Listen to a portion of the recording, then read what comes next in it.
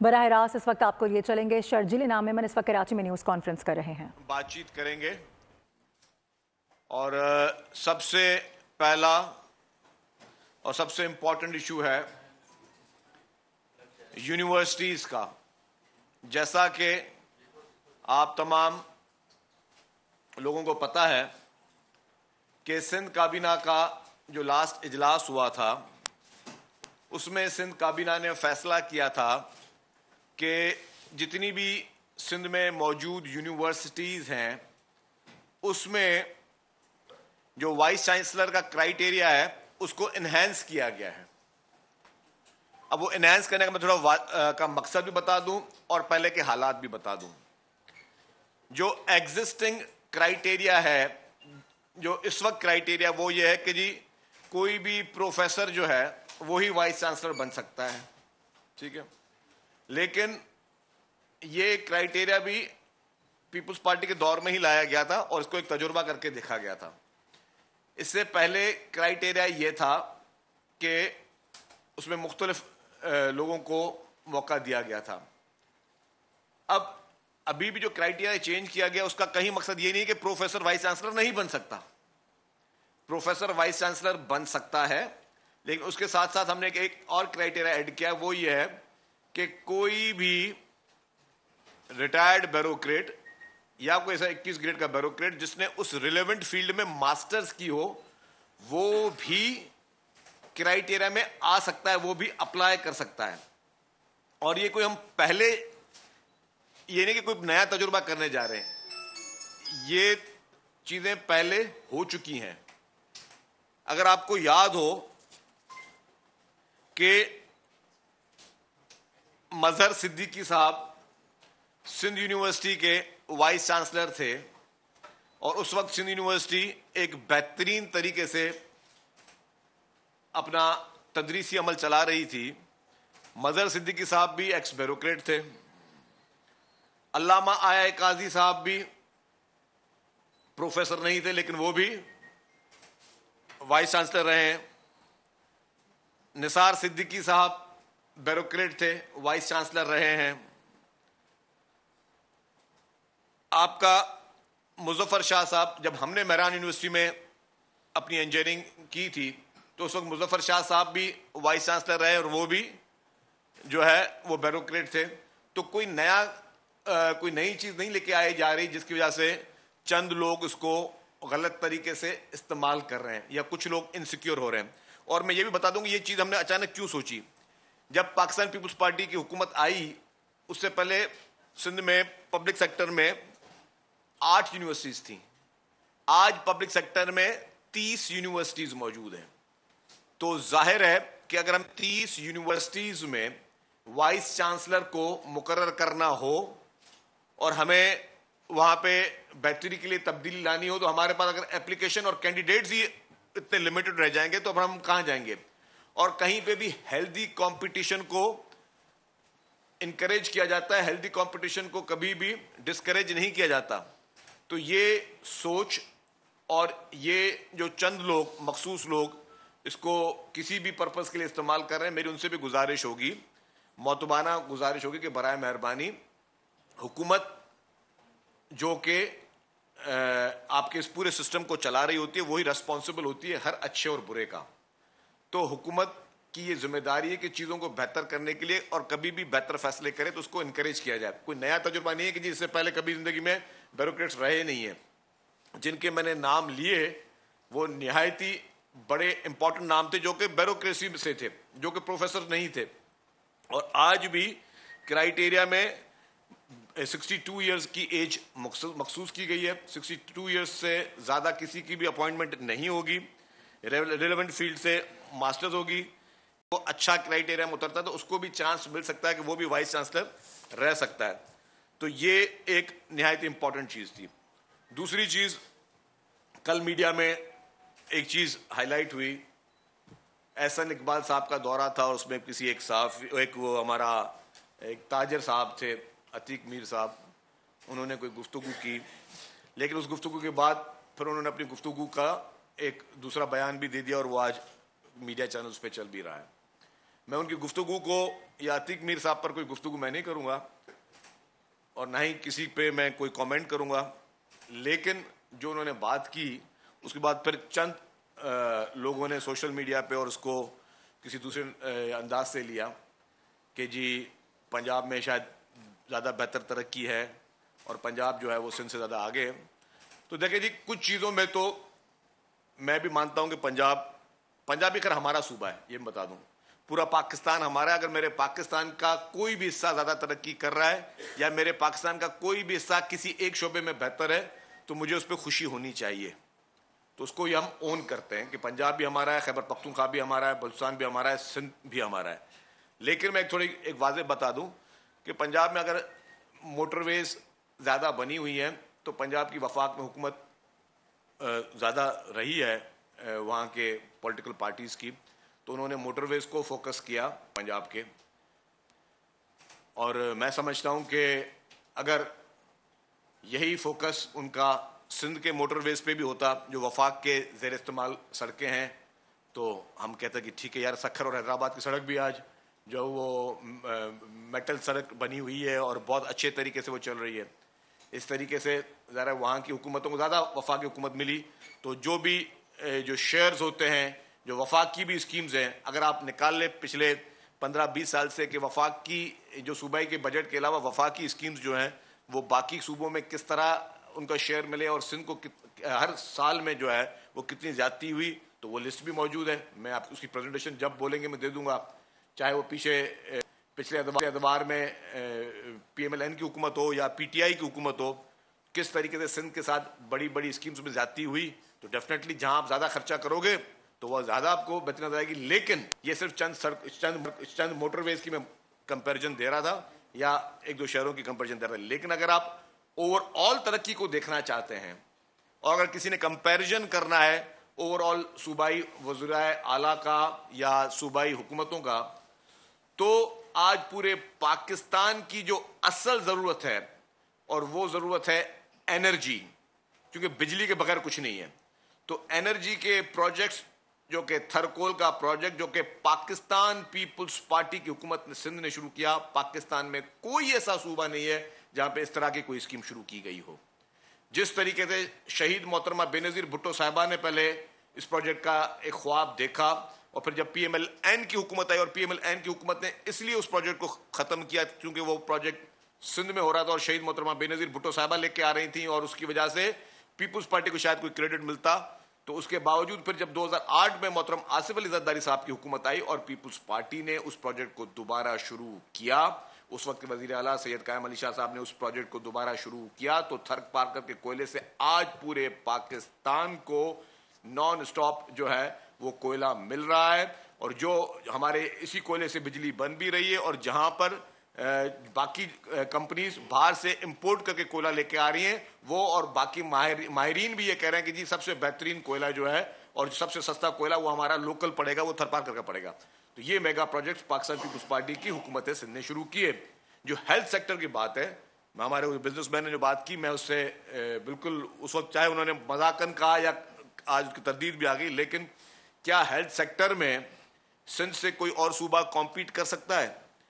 Chief minister Syed Murad Ali Shah साहब की ज़ाती कोशिशों से और हेल्थ मिनिस्टर साहबा मोहतरमा अजरा फजल साहबा की ज़ाती कोशिशों से जिस तरीके से हेल्थ सेक्टर ने सिंध में ग्रूम किया है, पाकिस्तान भर में आज भी पूरे पाकिस्तान से पेशेंट्स, चाहे वो खैबर पख्तूनख्वा के पेशेंट हो, चाहे वो बलूचिस्तान के पेशेंट हो, चाहे वो पंजाब के पेशेंट हो, वो सारे के सारे सिंध में आते हैं और मुफ्त इलाज state of the art hospitals में सिंध में करवाते हैं। सिंध जैसी NICVD का कोई एक मॉडल भी पाकिस्तान के किसी और सूबे में नहीं मिलेगा। सिंध जैसी चिल्ड्रन हॉस्पिटल का कोई एक भी मॉडल पाकिस्तान के किसी और हॉस्पिटल में नहीं मिलेगा। सिंध जैसी SIUT का मॉडल पाकिस्तान के किसी भी एक हॉस्पिटल में नहीं मिलेगा। सिंध जैसी साइबर नाइफ का मॉडल पाकिस्तान की किसी हॉस्पिटल में नहीं मिलेगा। शायद दुनिया की किसी हॉस्पिटल में NIC उसका साइबर नाइफ का मॉडल नहीं मिलेगा। और वो क्यों नहीं मिलेगा? क्योंकि पूरी दुनिया में साइबर नाइफ की 10 हॉस्पिटल्स हैं जो ये इलाज करती हैं, यही फैसिलिटी देती हैं, जिसमें से 9 हॉस्पिटल्स पैसों पर देती हैं और सिर्फ पूरे दुनिया में वाहिद हॉस्पिटल जो है वो साइबर नाइफ की कराची में मौजूद है, जो मुफ्त में वो इलाज करते। तो पूरी दुनिया भर में साइबर नाइफ वाला सिंध वाला मॉडल आपको और कहीं नहीं मिलेगा। इसी तरीके से मैंने कहा SIUT, फिर आपका जो लिवर और लंग्स ट्रांसप्लांटेशन जो गंबट खैरपुर में हो रही है, वो भी पूरे पाकिस्तान में किसी एक और भी मॉडल में हॉस्पिटल में नहीं मिलेगी। तो अगर तरक्की का तवाजुन सिर्फ और सिर्फ सड़क किसी ने बनाया था, तो मैं समझता हूं अफसोस की बात है, क्योंकि सबसे ज्यादा कीमती चीज सड़क नहीं, सबसे ज्यादा कीमती चीज जो है वो इंसान की जान है, इंसान की जिंदगी है।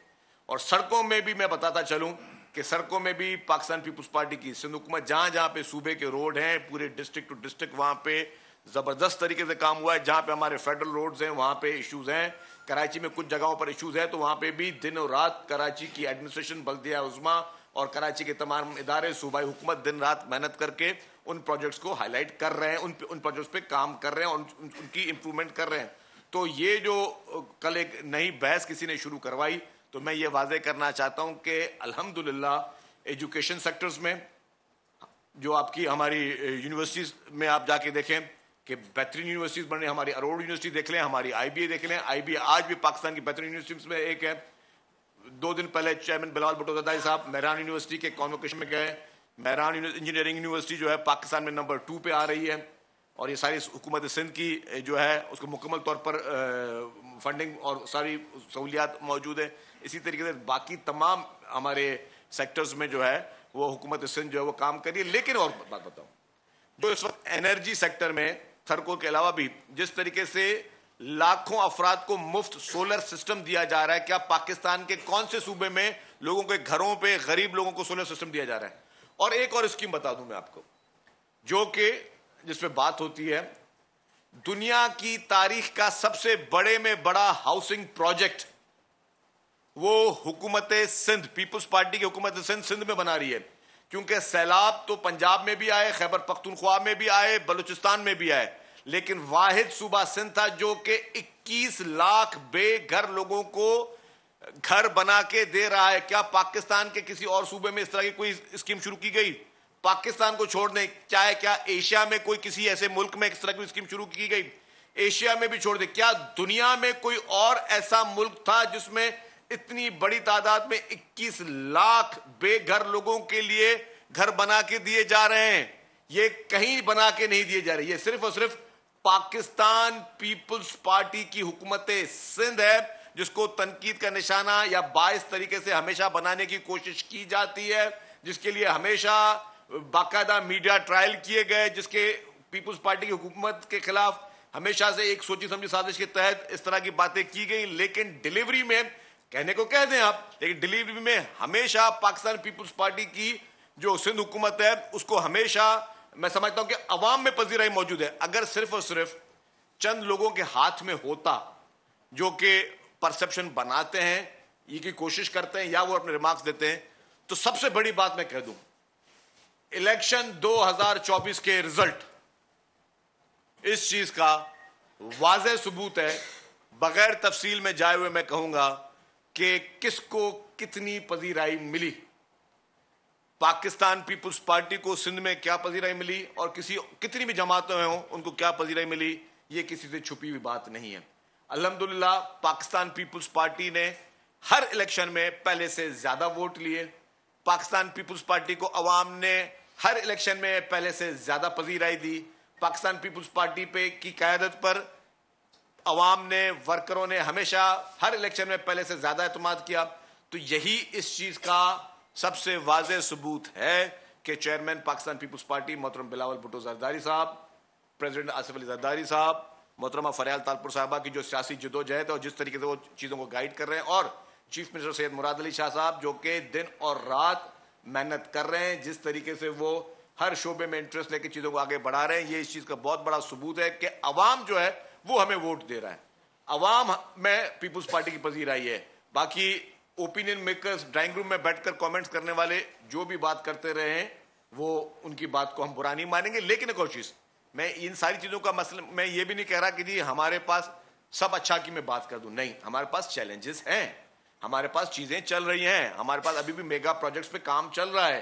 कराची के इंफ्रास्ट्रक्चर के लिए, कराची के जो है वो उसको अपग्रेड करने के लिए दिन रात कोशिश कर रही है। मैं मकसद ये नहीं कह सकता कि जी कि हमें वोट भी मिल रहे हैं, सब चीजें मिल रही है, इसका मतलब कि हम 100% नहीं, हम 100% पे नहीं होंगे। हमें अभी भी हमें काफी चीजों की इंप्रूवमेंट की में हम कोशिशें कर रहे हैं, हर सेक्टर में इंप्रूवमेंट की कोशिश चल रही है। लेकिन उसके बावजूद मैं कहूंगा कि उन सारी इंप्रूवमेंट्स के बावजूद पीपुल्स पार्टी की सिंध हुकूमत नेक नीयत के साथ दिन और रात मेहनत कर रही है ताकि हम हर जो भी चैलेंजेस हैं उसको हम पूरा करें। और एक और चीज वादे बता दूं कि जो सबसे बड़ा डिफरेंस ये है कि आज भी कोई भी इंसान किसी भी शहर में क्यों माइग्रेट करता है, अगर वहां पे बेहतरी देखता है तो माइग्रेट करता है ना। आज भी आप पूरा एक ओपन सर्वे कर दें, मैं सारी मीडिया को, सारे ताजरों को, सबको क्या कर देता हूं कि आज भी क्या वजह है कि पूरे पाकिस्तान से लोग रोजगार के लिए, ये बहुत गौर तलब बात है, पूरे पाकिस्तान से लोग रोजगार के लिए, कारोबार करने के लिए,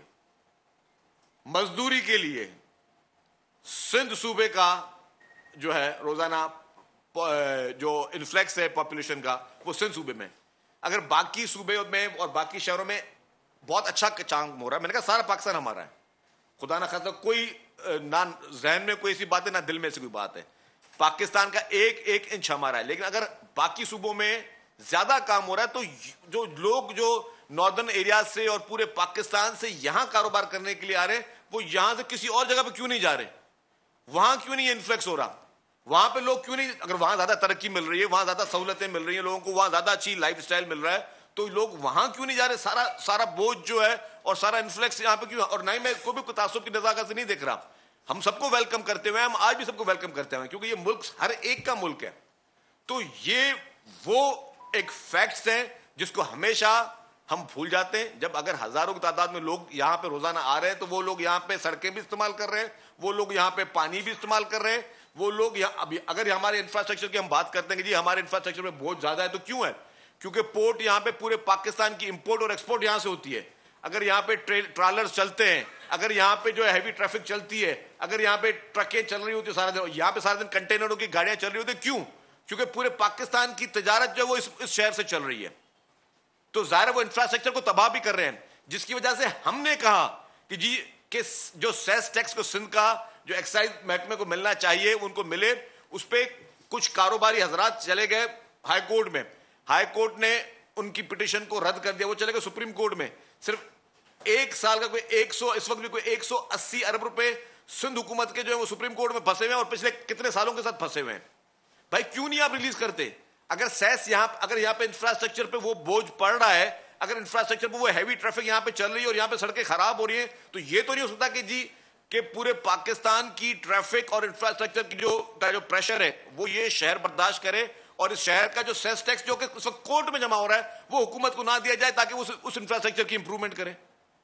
तो ये तो मैं समझता हूं कि ये वो सारी चीजें जिसमें चले हमने ओवर द पीरियड उसको बहुत लाइटली लिया, हमने उसको ज्यादा एग्रेसिव नहीं आया, लेकिन क्योंकि सारे इदारे हमारे हैं, अदालतें भी हमारी हैं, सब चीजें हमारी, लेकिन अदालतों को वो सोचना चाहिए कि जो सेस टैक्स जो कि हमें मिलना चाहिए, जो कि हाई कोर्ट ने भी हमें फैसला दिया हुआ है, क्योंकि अब सुप्रीम कोर्ट में कोई 500 या 1000 से ज्यादा जो है पिटिशनर है कि ना कब वो केस लगेगा, कब वहां पे फैसला आएगा, वो कब पैसे सिंध को मिलेंगे। खुदारा वो पैसे आप सिंध को दें ताकि यहां पे वो इंफ्रास्ट्रक्चर को हम इंप्रूव करें। ये तो हो नहीं सकता कि जी हमें एक लिमिटेड पैसे दिए जाए जो हमारे एनएफसी के अवार्ड के हवाले से हमें मिलते हैं और उसमें हमें रूरल पॉपुलेशन को के भी इश्यूज को एड्रेस करना है और जो हमारी अर्बन पॉपुलेशन उसके इश्यूज को भी अर्बन को भी एड्रेस करना है। हमारे पास लिमिटेड रिसोर्सेज है, बाकी हुकूमतों के पास अनलिमिटेड रिसोर्सेज आ जाते हैं क्योंकि उनकी वफाक में हुकूमतें होती हैं और वो हर कोई कोशिश करता है कि अपनी कॉन्स्टिट्यूंसी को बेहतर करे। हमारे पास वफाक में हुकूमत नहीं, हम उसी लिमिटेड रिसोर्सेज में हमें सैलाबों को भी देखना है, हमें लोगों को सैलाब जदगान को भी देख। समझता हूं कि इस तरह के कमेंट्स चाहे वो फिर उन्होंने वो चेंज करके उसको मजाहिया कह दिया या अंदाजन कह दिया कि जब मैं इसको सीरियस नहीं था, उसका फर्क नहीं पड़ता, लेकिन उसके बाद जो बहस शुरू हो जाती है उसके लिए मैं कहता हूं कि जी हकायक को जानकर मेहरबानी करके आगे बात की जाए। Thank you.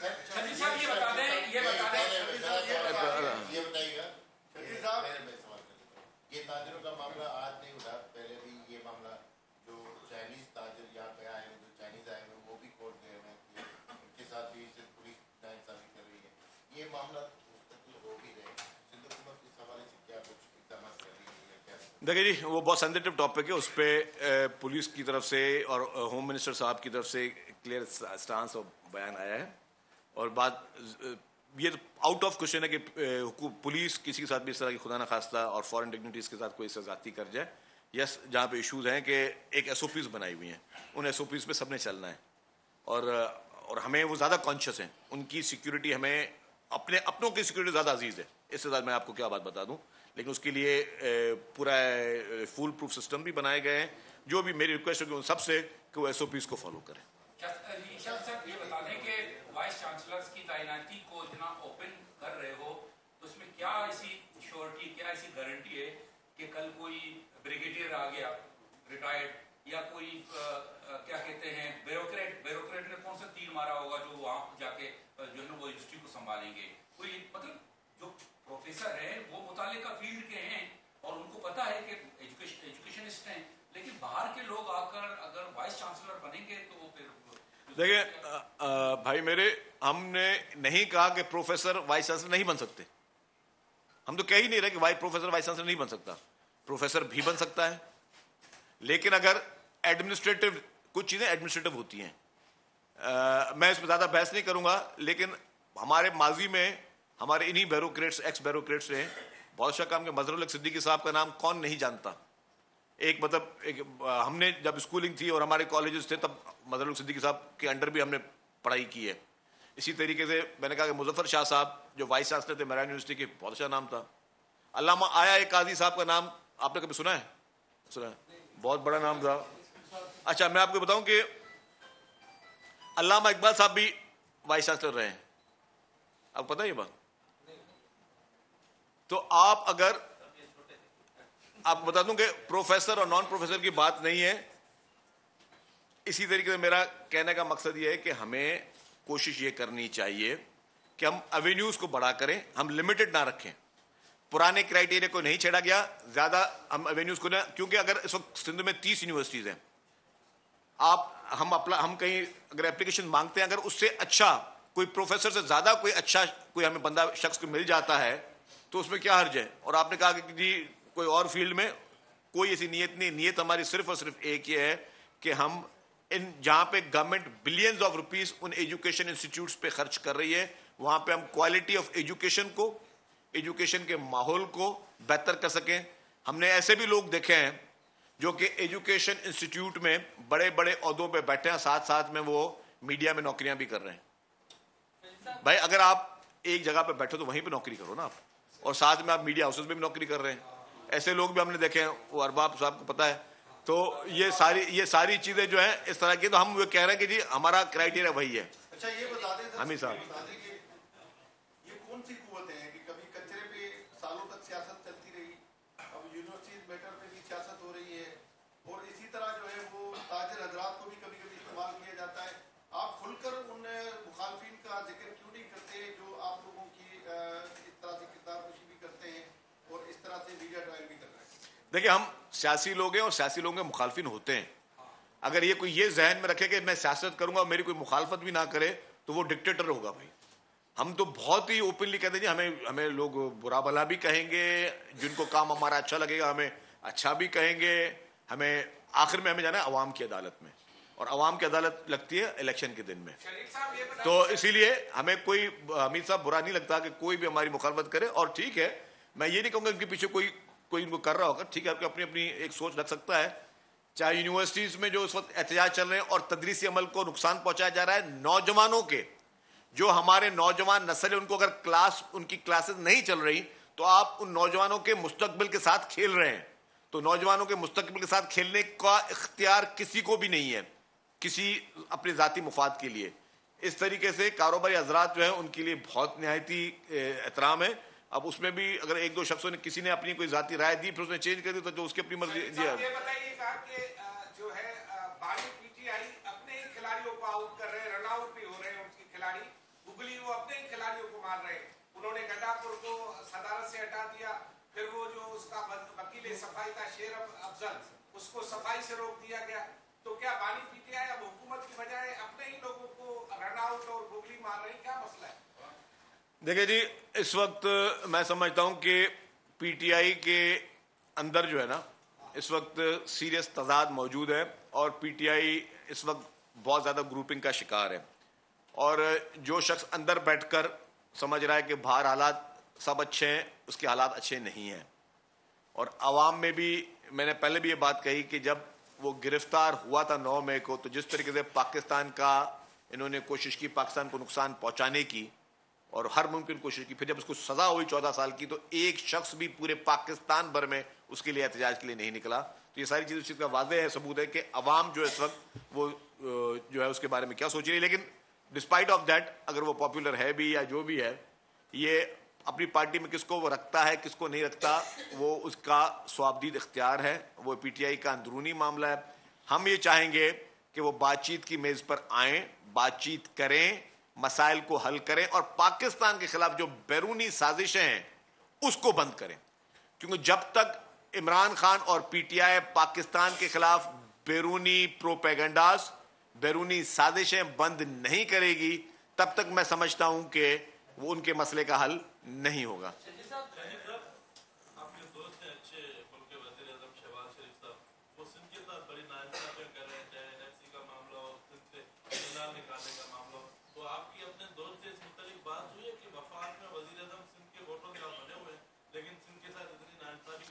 देखिए जी, मैं तो एक बहुत अदना सा वर्कर हूँ।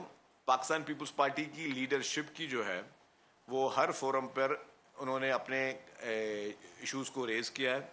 रिसेंटली सीसी में की एक बहुत बड़ी मीटिंग हुई, उसमें भी इन चीज़ों को रेज़ किया गया। तो जहाँ पर भी सिंध के जायज़ हुकूक की बात हो, वो PMLN की लीडरशिप को वाज़े तौर पर कहा गया है कि पीपल्स पार्टी चाहती है कि सब सूबों के साथ इंसाफ हो। हम किसी से ज़्यादा शेयर नहीं चाहते, हम चाहते हैं जो हमारा जायज़ हुकूक हैं, चाहे वो प्राइम मिनिस्टर साहब हों, उनकी हुकूमत हो, वो उसको एड्रेस करें।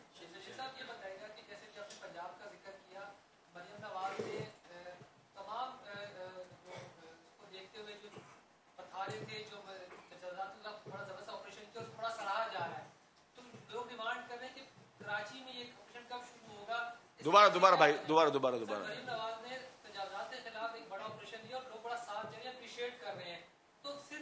कराची में बड़ा मसला है तजावुज़ात का, पत्थरों का, नक्शे वालों का, उन सबको उनको हदूद के लिए कानून बना दिए। कराची में कब से होगा? देखिए जी, मैं इस मामले में उनके साथ हूं। अगर वो कोई भी शख्स इंक्रोचमेंट के खिलाफ एक्शन लेता है, मैं कहता हूं होना चाहिए। आपको पता, अगर मैं कराची में इंक्रोचमेंट के खिलाफ हमने एक्शन लेना शुरू किया तो इस कमरे में भी शायद आप में से कोई उसको सर्वाइव ना कर सके। मैं बड़े वाज़ेह तौर पर बताऊं, आप और हम जब भी जाते हैं अपनी मोटर बाइक या गाड़ी कहाँ खड़ी करते हैं? सिर्फ इंक्रोचमेंट्स पे खड़ी करते हैं। आप जाके देखें लाइन से ठेले कहाँ लगे हुए हैं, आप जाके देखें लाइन से चीज़ें कहाँ हुई। प्रॉब्लम यह है कि जब भी इंक्रोचमेंट के खिलाफ एक्शन होता है, और ये वाहिद सूबा, ये भी बता दूं, जहां पे इंक्रोचमेंट पे माजरत के साथ कॉम्पनसेशन भी देनी पड़ती है। आपको इंक्रोचमेंट करो तो कॉम्पनसेशन भी हुकूमत से बिलियंस ऑफ रुपीस की लो। मैंने खुद कैबिनेट में 10 दफा इस चीज की मुखालफत की है। मैंने कहा भाई आप लोग ये क्या करने जा रहे हैं? जैसे लियारी एक्सप्रेसवे का एक पहले था वाकया, अभी भी हमें एक कोर्ट में लोकल गवर्नमेंट डिपार्टमेंट को कहा गया कि जी आप जो है बिलियंस ऑफ रुपीस दें उन लोगों को जो मुतासरीन हुए। मुझे ये बताएं, कराची सर्कुलर रेलवे था ना, यहाँ पे भी जो इंक्रोचमेंट हटानी पड़ी तो आप लोगों ने कॉम्पनसेशन लेके दिए। ये बताएं कि कौन से कानून में कहते हैं कि आप किसी की नाजायज जगह पे, सरकारी जगह पे कोई कारोबार कर लो, घर बना लो और उसके बाद उसको हटाना है तो फिर आप उसको पैसे कंपनसेशन दो।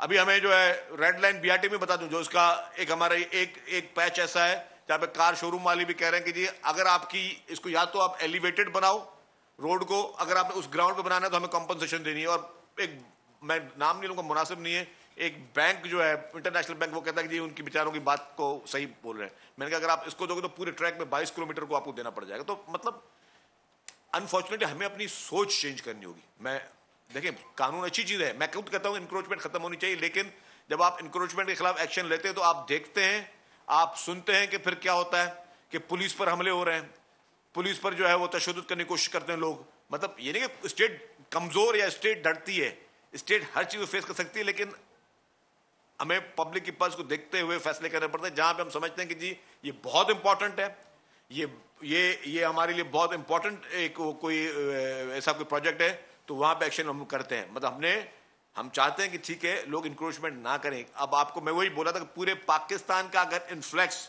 इस वक्त कराची में है तो आप सोचे रोजाना हजारों लोग आते हैं। आप जितने भी सीनियर सहाफी बैठे हैं, मैं आपसे गुजारिश करूंगा, सीनियर सहाफी हमारे नजर आ रहे हैं, कि आप इस पे कोई सर्वे करें। आप लोग करेंगे थी, आप अपनी एक इन्वेस्टिगेशन रिपोर्ट्स बनाए अपने चैनल्स के लिए, अपने न्यूज़पेपर्स के लिए, कि रोजाना कितने लोग आ रहे हैं कराची में जो बाहर से आ रहे हैं कारोबार करने के लिए और यहाँ पे रोजगार के लिए। तो जो लोग आ रहे होंगे तो ये कहाँ आके रहते होंगे, ये कहां पे ये लोग आके रह रहे हैं। तो ये सारे कराची इटसेल्फ एक बहुत बड़ा चैलेंज जो है, क्योंकि ये एक मेट्रोपॉलिटन सिटी है। पाकिस्तान में इस जैसा कोई बहुत बड़ा शहर नहीं है जो हर कोई आदमी चाहता है कि यार हमें कराची जो है बिल्कुल वो बहुत ही अच्छा मिल जाए। कोशिशें हुकूमतों की चल रही हैं, ये नहीं कि हुकूमत नहीं चाहती कराची में तरक्की हो या कराची के मसाइल का हुकूमत को पता नहीं है। हुकूमत वो सारी चीजें कर रही होती है, लेकिन वहां कराची में चैलेंजेस भी हैं, और चैलेंजेस जब हटाने जाते हैं तो फिर मैंने कहा ना कि भाई रिएक्शन जो है हम सब लोग गालियां देना शुरू कर देते हैं हुकूमतों को।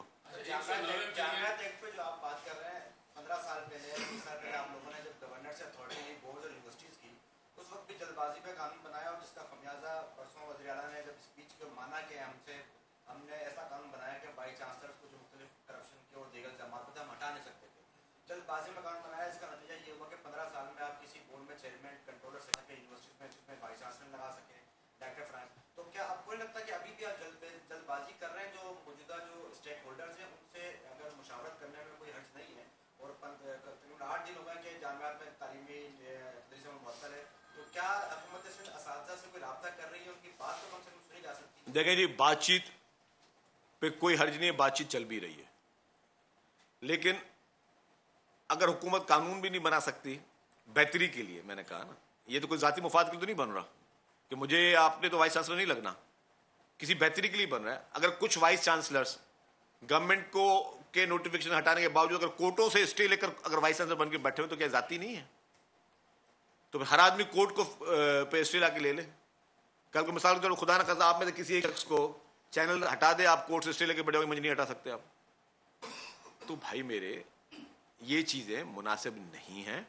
हम ये कहते हैं कि जी सबके लिए एहतराम है, जितने वाइस चांसलर हैं वो काबिल एहतराम है, मतलब शख्सियत से किसी की लड़ाई नहीं है। हमारा मकसद है कि हम जिन यूनिवर्सिटीज को बिलियंस ऑफ रुपीज दे रहे हैं, हम चाह रहे हैं कि हमारी हर यूनिवर्सिटी वो उसी लेवल पे आए जिससे लोगों को क्वालिटी एजुकेशन मिल सके। जिस तरह हमारी चंद यूनिवर्सिटी बहुत अच्छे तरीके से चल रही है, मैंने जिनके नाम लिए वो एक आपकी state of the art universities है। आपकी आईबीए को आपको कौन आपको मना कर सकता है कि आईबीए का इंटरनेशनल रिकग्नाइज हो रही है। आपकी बाकी universities, Mehran university engineering technology ने अभी 2 इंटरनेशनल अवार्ड लिए हैं, 2 जगहों पर इंटरनेशनल अवार्ड मिले हैं। तो मतलब ये आपकी यूनिवर्सिटीज परफॉर्म कर रही हैं, एनईडी आपकी परफॉर्म करी। आपके जो है आईटी सेंटर में भी चीफ मिनिस्टर साहब ने पर्सनली शुरू किया हुआ है प्रोजेक्ट, जिसमें आपकी मेहरान यूनिवर्सिटी, आईबीए सक्कर और आपकी एनईडी यूनिवर्सिटी जो है, 3 यूनिवर्सिटीज जो है स्टूडेंट्स को मुफ्त आईटी कोर्सेज करवा रही हैं। हम चाह रहे हैं कि हमारे नौजवान को आईटी सेक्टर में आगे तरक्की करें। हम जिस तरह दूसरी दुनिया में हम लोग आईटी में बहुत पीछे हैं, मैं मानता हूं कि हम लोग आईटी में बहुत पीछे, पूरा पाकिस्तान आईटी में बहुत पीछे है। वरना बाकी हमारे मुल्कों में बाकी जो हमारे बाकी लोगों की अगर मिसालें देंगे तो वहां आईटी की export he billions of dollars में। हम लोग तो बहुत छोटे शहर में हम लोगों की जहां कमी कोताहियां वो हैं, अब उसको इंप्रूव करने जा रहे हैं। तो हमें चाहिए हम सबको, पूरी सोसाइटी को, कि अगर आप समझ रहे हैं कि जी कहीं पे कोई ज्यादती हो रही है, कुछ लोग अपने जाती मुफादात के लिए ये कोई चीज कर रहे हैं, तो उनको उनसे बातचीत करें, उनको डिस्करेज करें। मैं नहीं बोला कि किसी को खुदा न खासा पनिश करें, लेकिन इसको पॉलिटिसाइज होने ना दें हम। ये हमारे एजुकेशनल इंस्टीट्यूट हैं, इनको हम चाहते हैं कि इनमें इस्तेहकाम रहे और इनमें हम लोगों को के लिए बेहतर, अपनी नौजवान नस्ल को एक बेहतर स्टूडेंट बना के आगे लेकर आए। जी काजी साहब,